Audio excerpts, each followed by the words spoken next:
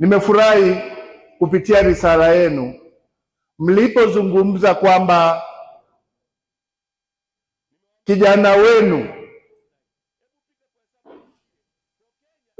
John Heche mmeona amekwenda sasa zaidi ya ubinadamu, zaidi ya utu, na kwamba sisi jamii ya Wakurya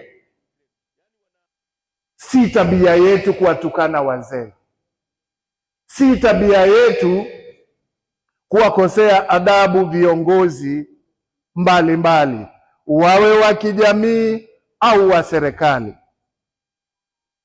Sasa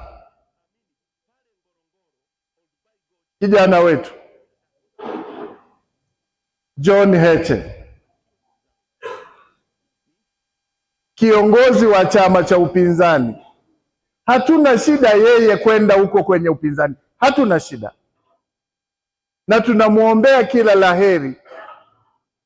Lakini sasa amefika hatua anataka kutudhalilisha sisi jamii ya Kikurya, kwa sababu sasa wewe kiongozi gani unawakosea adabu viongozi wa serikali, tena wenye umri mkubwa, wanasiasa wenzako? Kwani akifanya siasa za utulivu atakosa kuonekana kwamba ni kiongozi wa chama?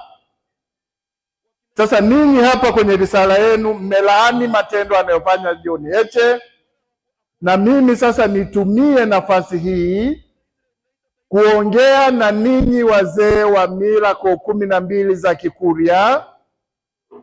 Twende tumwambie John Heche, fanya siasa, usitukane watu, usitukane viongozi. Viongozi hawa, Mheshimiwa Rais, mwenyekiti wetu wa chama na viongozi wengine, wana watu nyuma yao. Watu wenyewe ni viongozi hawa wa Chama cha Mapinduzi, mnawaona.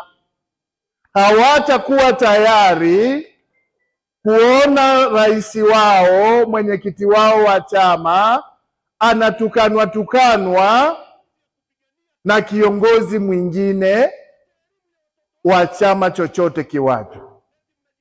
Sasa natumia jukwaa hili kwenu ninyi wazee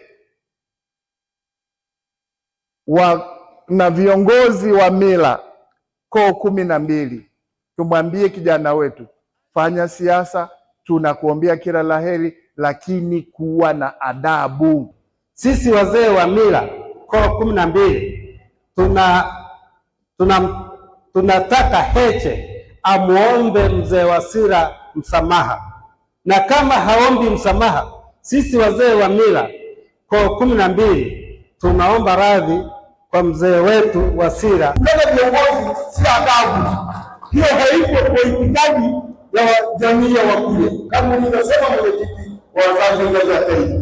Kwa hali hiyo, wazee wa koo 12 mridhie tuwaombe wenzetu wa Bukira wakae na kijana wetu, waongee naye.